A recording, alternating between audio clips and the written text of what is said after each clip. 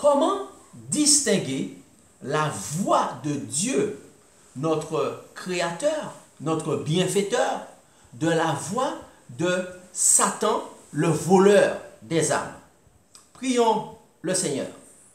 Notre Père qui est aux cieux, tu veux nous donner la vie éternelle et la vie en abondance. Mais pour cela, nous avons besoin de distinguer ta voix entre mille. Parle-nous aujourd'hui afin que nous puissions être au clair sur ce sujet. Au nom de Jésus-Christ. Amen. Aujourd'hui, nous abordons la troisième partie de ce thème extrêmement important, cette série que le Seigneur, notre Dieu, notre Père, le Fils bien-aimé, le Saint-Esprit nous donne, afin que nous puissions être heureux et libérés de toute séduction satanique. Ce thème est extrêmement important parce que notre vie abondante, notre délivrance, notre bonheur temporel et éternel en dépend. Comment faire pour distinguer, pour comprendre quand c'est Dieu qui nous parle ou quand c'est l'ennemi, Satan, qui nous parle? Lorsque nous sommes devant une situation, devant un problème à résoudre, ou lorsque nous écoutons un sermon, ou lorsque nous écoutons des personnes qui nous parlent, nous devons avoir le réflexe de nous demander ou de demander à Dieu, est-ce ta voix? Seigneur, est-ce que c'est ta voix? Ou est-ce que c'est la voix du diable? Avant d'obéir les yeux fermés ou d'écouter cette personne. Parce qu'il peut y avoir des conséquences catastrophiques, dramatiques. Ou, si c'est la voix de Dieu, des conséquences magnifiques. La paix, la joie, le bonheur, l'équilibre mental, physique et bien sûr spirituel. Donc, nous allons voir 4 étapes ou 4 éléments essentiels. Au fur et à mesure, nous allons développer divers éléments, mais aujourd'hui, nous allons voir 4 d'entre eux, éléments essentiels pour être sûr que c'est la voix de Dieu qui nous parle et non pas la voix de l'ennemi, Satan. Tout d'abord, lorsqu'une personne nous parle ou lorsque nous écoutons un sermon, eh bien, il faut que ce que cette personne me dit soit en accord avec la volonté de Dieu. Quelle est la première étape? Ce que cette personne est en train de te dire doit être parfaitement en accord avec la volonté de Dieu. Pourquoi? Alors, la Bible nous dit dans la première lettre de Jean, 1 Jean au chapitre 4 et au verset 6, pour quelle raison cela doit être en accord avec la volonté de Dieu. Nous sommes de Dieu. Celui qui connaît Dieu nous écoute. Celui qui n'est pas de Dieu ne nous écoute pas. C'est par là que nous connaissons l'esprit de la vérité et l'esprit de l'erreur. Tiens donc. Donc, la parole de Dieu nous dit, Jésus nous avait dit qu'il allait nous envoyer le Saint-Esprit qui est l'esprit de la vérité afin de nous conduire dans toute la vérité, afin de nous rendre fermes, afin de nous rendre mûrs spirituellement, accomplis, comme dirait l'apôtre Paul. Mais de même qu'il y a l'esprit de vérité, ou l'esprit de la vérité, eh bien, le contraire est aussi vrai. Nous découvrons ici que la parole de Dieu nous dit qu'il y a aussi l'esprit de l'erreur, ou l'esprit du mensonge. Qui est cet esprit? Qui est le menteur, ou le père du mensonge? C'est le diable, bien sûr. C'est le démon. Donc, s'il y a l'esprit de l'erreur, il nous faut nous poser la question de savoir si ce que cette personne, la personne qui nous parle, qui peut être un instrument, soit un instrument du Saint-Esprit ou un instrument de l'esprit de l'erreur, il faut, pour savoir quel esprit a envoyé cette personne, comparer ce que cette personne dit avec la volonté de Dieu, la Bible, la parole de Dieu. Ça, c'est un test qui est imparable, qui n'échoue jamais. Quand nous comparons ce que cette personne nous dit avec la parole de Dieu, puisque Jésus-Christ a déclaré que, eh bien, la parole de Dieu est inspirée de Dieu. Ne disons pas seulement ce sont des hommes qui ont écrit, oui, mais ce sont des hommes qui ont parlé sous l'inspiration. Donc, cela ne vient pas d'eux-mêmes. Alors, quand dit Jésus-Christ dans Jean chapitre 17 et au verset 17, eh bien, pourquoi est-ce qu'il faut que ce que cette personne me dit soit en accord avec la volonté de Dieu? Parce que Jésus a déclaré, sanctifie-les par ta vérité, ta parole est la vérité. Je dis gloire à Dieu pour cela. En effet, la parole de Dieu ou la Bible nous sanctifie. Je répète, la parole de Dieu nous rend saints. Ça veut dire, la parole de Dieu nous fait ressembler à Dieu, nous éloigne du péché, nous sépare de l'abomination. Et la sanctification, ça veut dire nous être mis à part pour Dieu. Être sanctifié, c'est être quelqu'un qui est mis à part, qui se retire du péché pour Dieu. Donc par conséquent, la volonté de Dieu ou sa parole nous sanctifie et c'est la vérité prêchée par le Saint-Esprit, l'Esprit de vérité. Et Jésus dit, ta parole est la vérité. Donc voilà pourquoi il faut que ce que cette personne me dit soit en accord avec la volonté de Dieu. Donc ça c'est la première étape. La personne quand elle parle, on doit comparer ce qu'elle dit avec un il est écrit. Il est écrit.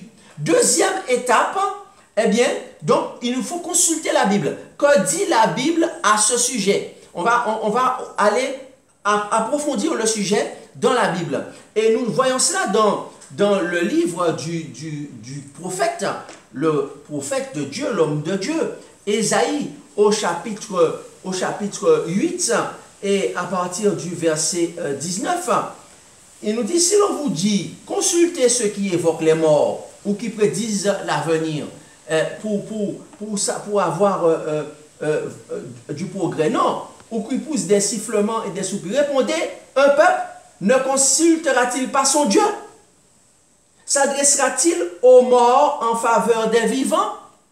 Donc, le grand prophète Ésaïe nous dit qu'on ne doit pas, si on nous conseille d'aller consulter ceux qui évoquent les morts, c'est-à-dire les médiums, mais pas seulement les médiums, ceux qui évoquent les morts, la Bible appelle les morts aussi ceux qui sont spirituellement morts. Quand Jésus a parlé dans la parabole du fils prodigue au grand frère, il a dit ton frère qui était mort est revenu à la vie. Donc les morts pour Jésus-Christ sont aussi ceux qui sont morts spirituellement. Donc si on nous dit d'aller consulter, d'aller voir les consultants, ah oui, d'aller voir les consultants, d'aller consulter, n'est-ce pas, ceux qui consultent les morts spirituels.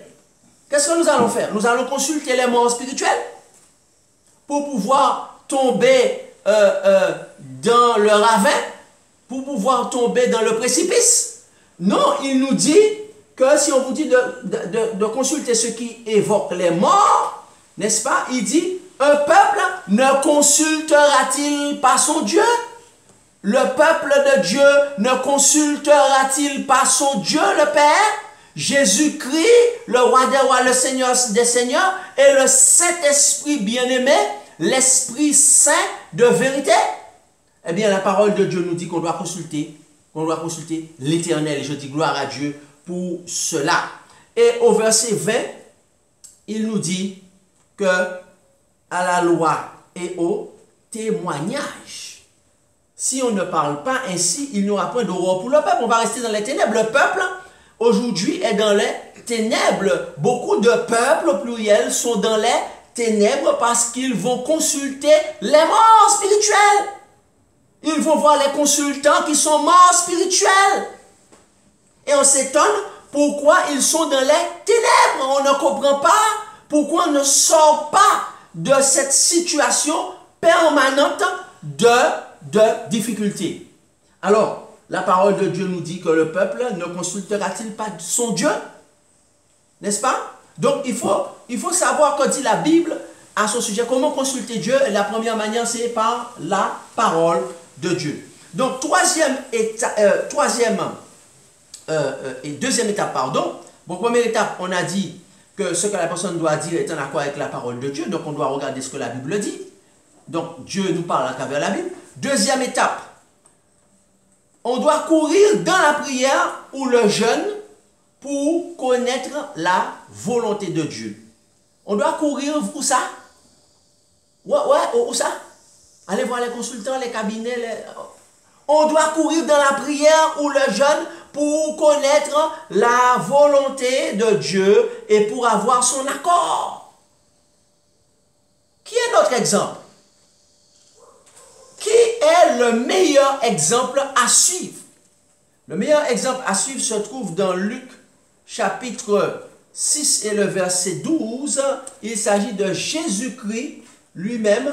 Luc chapitre 6 verset 12. Le Christ, c'est le maître. Nous sommes les disciples, c'est-à-dire les élèves. Nous sommes dans l'école du royaume. Et l'école va de 0 à 150 ans. Et le maître par excellence, le docteur S. Science, le directeur des universités, le plus grand pédagogue, c'est Jésus. L'homme le plus scientifique que la terre ait jamais porté, puisque c'est la science lui-même. Alors, dans le chapitre 6, nous lisons au verset 12, quel exemple Jésus nous a laissé alors qu'il devait prendre une décision importante. Dans Luc chapitre 6, Jésus-Christ. Il est écrit qu'en ce temps-là, Jésus se rendit sur la montagne pour prier. Et il passa toute la nuit à prier Dieu. Tiens donc, Jésus qui est sans péché, Jésus qui est le Fils de Dieu, Jésus qui est Emmanuel, Dieu avec nous, il passe toute la nuit en prière. Et nous alors, quand nous avons besoin de savoir si c'est la voix de Dieu, la voix VOIX, la voix VOIE, quelle est la volonté de Dieu, combien de temps passons-nous dans la prière? Jésus a passé toute une nuit en prière.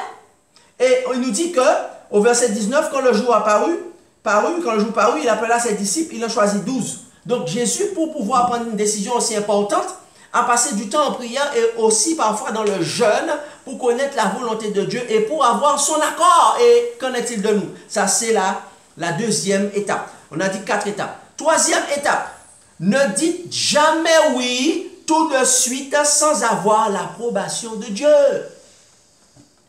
Je répète au nom du Saint-Esprit, ne dites jamais oui sans que vous soyez sûr que vous avez l'approbation de Dieu. Alors, il y a plusieurs textes dans la Bible, mais nous allons nous arrêter sur un. Il nous faut faire des choix, puisque nous devons respecter le temps. Alors, dans Proverbes chapitre 6 et au verset 16, que voyons-nous? La parole de Dieu, la Bible, nous dit ceci. Il y a 6 choses que est l'Éternel. L'Éternel est 6 choses et même 7 qu'il a en horreur. Il y a des choses que Dieu est la médiocrité. Parce que Dieu, c'est le Dieu de la sainteté, c'est-à-dire l'excellence. Alors, quelles sont parmi ces 7 choses que Dieu déteste, nous allons mentionner une, celle qui nous intéresse aujourd'hui. Peut-être nous allons revenir sur le reste un autre jour. Alors, au verset 18, il dit, le cœur qui médite des projets iniques, les pieds qui se hâtent de courir au mal. Qu'est-ce que Dieu déteste?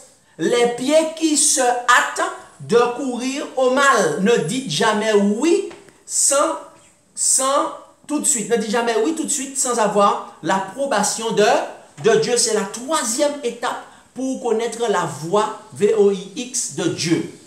Et enfin, quatrième étape, nous devons, lorsque quelqu'un nous parle et que cette personne, devant une situation, lorsque nous sommes devant une situation, un problème à résoudre, ou que nous écoutons un sermon ou des personnes qui nous parlent, eh bien, la quatrième étape pour savoir si c'est la voix de Dieu, nous devons examiner la vie, le témoignage de cette personne, nous devons examiner la vie ou le témoignage de cette personne. Est-ce que sa vie spirituelle est en accord avec la volonté de Dieu? Cette personne qui vient nous parler et nous dire ce que nous devons faire, même parfois nous donner des ordres, est-ce que sa vie est en accord avec la volonté de Dieu, avec la parole de Dieu? Deuxième question, est-ce que c'est quelqu'un qui prie, qui aime Dieu et qui est conduit par le Saint-Esprit et non par la foule? Comment faire pour savoir si la vie de cette personne est en accord avec la volonté de Dieu et qu'on peut l'écouter? Parce que si sa vie n'est pas en accord avec la volonté de Dieu, cela veut dire que c'est le serpent qui parle à travers cette personne. Cela veut dire que c'est la voix du diable que le diable va utiliser pour parler. Et comment savoir si la vie de cette personne est en accord avec la volonté de Dieu? Alors, Jésus-Christ répond lui-même, le plus grand enseignant que la terre ait porté, dans Matthieu chapitre 7 et le verset 15. Jésus déclare ceci, il dit: gardez-vous des faux prophètes. Ils viennent à vous en vêtements de brebis, mais au-dedans, ce sont des loups ravisseurs, ou des faux responsables, ou des faux dirigeants. Il dit: vous les reconnaîtrez à leurs fruits. Cueille-t-on des raisins sur des épines, des figues sur des chardons? Alors, quand vous voyez, vous voyez des broussailles d'épines, il n'y a pas de raisins là-dedans. Le pied de vigne, on le reconnaît bien, on voit bien les raisins qui représentent le bon fruit de la vigne. Mais si vous voyez que le fruit qui est là, ce n'est pas un bon fruit, ça veut dire que c'est la voix de Satan. Mais de quel fruit s'agit-il? De quel fruit nous parle Jésus-Christ? Que nous devons, même si nous ne connaissons pas, alors j'entends déjà certains disent, mais oui, mais nous ne pouvons pas connaître le cœur des hommes. Non, nous ne pouvons pas connaître le cœur des hommes, c'est réservé à Dieu, mais nous pouvons voir leurs fruits. Quand on va sous un arbre, on voit ses fruits. Et que quels fruits le Seigneur nous demande d'examiner pour pouvoir comprendre si cette personne est véritablement la voix de Dieu ou la voix de Satan. Alors, on trouve ça dans Galates chapitre 5 et le verset 22. Alors, Galates chapitre 5 et le verset 22, qui nous dit exactement quel est ce fruit, n'est-ce pas, que nous allons pouvoir constater et qui va nous montrer si c'est la voix de Satan. Alors, mais le fruit, c'est un fruit qui a plusieurs tranches, comme une orange. Mais le fruit de l'esprit, le fruit du Saint-Esprit, quand c'est l'Esprit Saint qui nous parle, quand c'est la voix de Dieu, on regarde cette personne et qu'est-ce qu'on voit? C'est l'amour. L'amour inconditionnel. Pas l'amour qui cherche son propre intérêt. L'amour sans condition. C'est-à-dire l'amour divin. C'est l'amour. C'est la joie. C'est la paix. C'est la patience. C'est la bonté. C'est la bienveillance. C'est la fidélité. Le mot ici, pistis en grec, veut dire foi. Fidélité dans le sens foi. Quelqu'un qui a la foi en Dieu. C'est la douceur, c'est la tempérance. Les 9 aspects du fruit de l'esprit. Si la personne manifeste le fruit du Saint-Esprit, ça veut dire que c'est la voix de Dieu. Mais si la personne n'a pas ce fruit-là, ou a une ou deux aspects, et n'a pas tous les autres aspects, cela veut dire que c'est la voix de Satan. Ce n'est pas la voix de Dieu qui nous parle. La personne n'est pas un promoteur d'amour, de joie, de paix entre les hommes, de bonté, de bienveillance. La foi en Dieu, il n'a pas cela, il n'a pas de douceur, pas de tempérance, ce n'est pas la voix de Dieu. Et c'est très simple. Parfois, on demande aux gens, on dit aux gens, mais dites-nous, est-ce que vous croyez en Dieu? Que pensez-vous de Dieu? Êtes-vous un chrétien? Et les gens souvent répondent et disent la vérité. Ils disent, moi je ne suis ni avec Dieu ni avec Satan. Comme s'il y aurait une voie médiane. Comme s'il y aurait sur terre plusieurs voies, n'est-ce pas? Hein? Comme si certains disent, mais je ne suis pas croyant, je ne suis pas ceci, je suis cela. On prononce des mots très savants pour dire que oui, on sait qu'il y a une force, mais on n'y croit pas trop. Non, il n'y a pas plusieurs voies. Le créateur de l'univers nous dit exactement les deux chemins qu'il y a sur terre. Alors, nous allons voir ça dans... C'est très important parce que quand quelqu'un dit ouvertement qu'il n'est pas croyant, qu'il n'est pas chrétien et qu'il n'est pas non plus un diable, mais donc on peut lui faire confiance, on peut l'écouter, c'est la voix du diable. La parole de Dieu nous dit dans Matthieu chapitre 12, nous lisons cela dans Matthieu. Alors, faisons parler Jésus pour qu'on comprenne que ce n'est pas un jugement de valeur que nous portons, mais c'est la parole de Dieu. Alors, dans Matthieu chapitre 12 et au verset 30, il est écrit, Jésus déclare ceci. Jésus dit, celui qui n'est pas avec moi est contre moi. Tiens donc, celui qui n'est pas avec moi est contre moi. Et il continue en disant ceci, celui qui n'assemble pas avec moi disperse. La voix de Dieu, c'est quelqu'un qui rassemble. C'est quelqu'un qui cherche à rassembler les gens dans l'amour, la paix, la fraternité. Celui qui divise, le mot diable veut dire celui qui divise. Donc Jésus dit que celui qui dit qu'il n'est pas ouvertement avec lui, il vous a décliné son identité, c'est la voix de Satan, il est du diable. Il dit celui qui n'est pas avec moi est contre moi. Il ne faut pas l'écouter, c'est la voix du diable. Et dans Matthieu 13, verset 30, Jésus dit quelle sera la fin, F-I-N, de ceux qui disent clairement qu'ils ne sont pas avec lui, parce qu'ils veulent faire croire que maintenant ils sont ni bons ni mauvais, ils sont au milieu. Ah bon?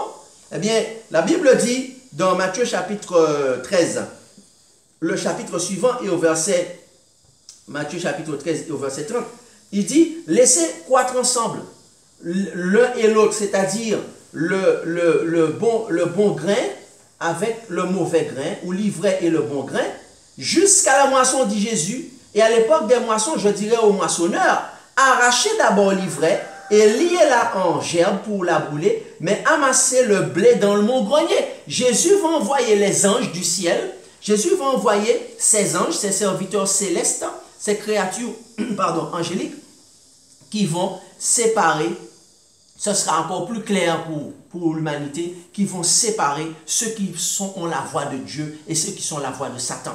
Donc Jésus dit que ceux qui sont la voix de Satan, ils seront rassemblés pour être brûlés. C'est le châtiment de la géhenne au dernier jour. Mais il dit que ceux qui sont le blé, ça veut dire que ceux qui écoutent le Saint-Esprit, eh bien eux, ils vont être dans son grenier, ça veut dire qu'ils vont être dans le royaume de Dieu, heureux pour l'éternité. Je dis amen à cela. Donc il n'y a pas de voie intermédiaire. On ne peut pas dire, mais moi je crois en Dieu, mais je ne suis pas pratiquant ou je ne suis pas avec le diable. Non, à partir du moment qu'on n'est pas avec Jésus, Jésus a dit on est contre lui. Et dans 2 Timothée chapitre 4 et au verset 3, eh bien, ceux qui ne font pas cette démarche, qui consiste à rechercher la volonté de Dieu, mais qui préfèrent écouter les êtres humains ou la foule. Alors, il y a deux catégories.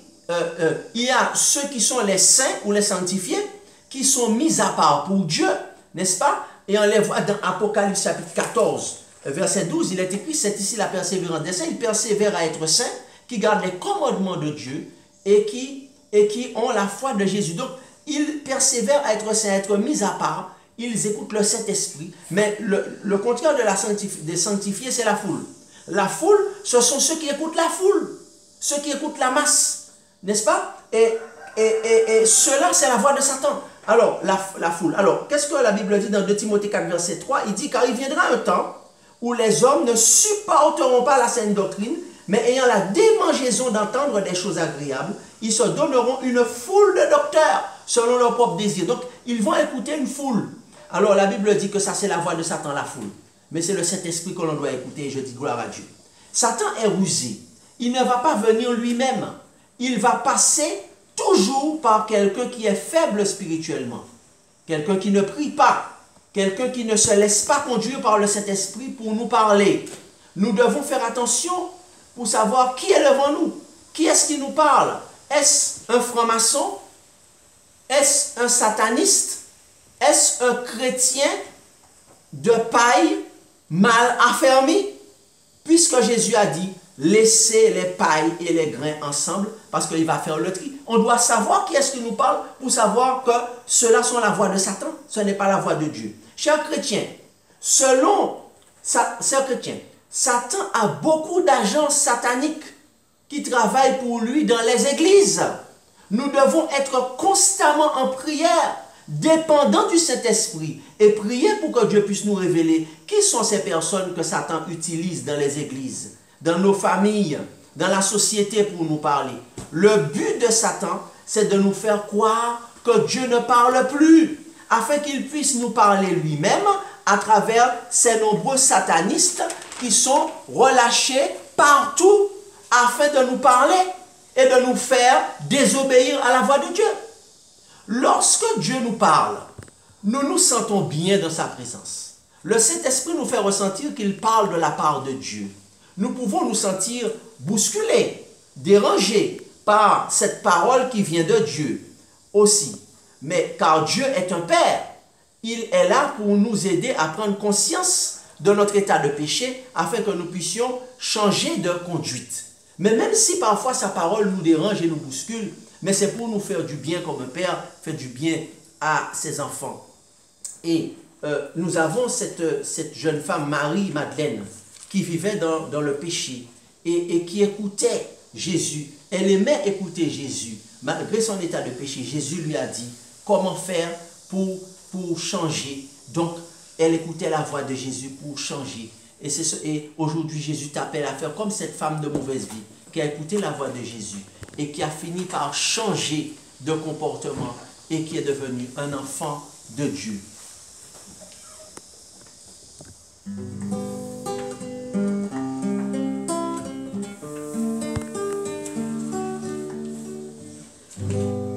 Pour toi qui donnes la vie, à tes pieds je veux m'asseoir, comme s'assied Marie à l'heure douce du soir, comme s'assied Marie à l'heure douce du soir.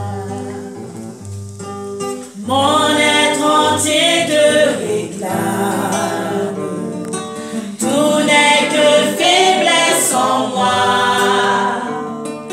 Viens te pencher sur mon âme, elle a tant besoin de toi. Viens te pencher sur mon âme, elle a tant besoin de toi. Mettre à tes pieds je m'incline, je t'appartiens sans retour. Verse en moi ta paix divine, répands en moi ton amour. Verse en moi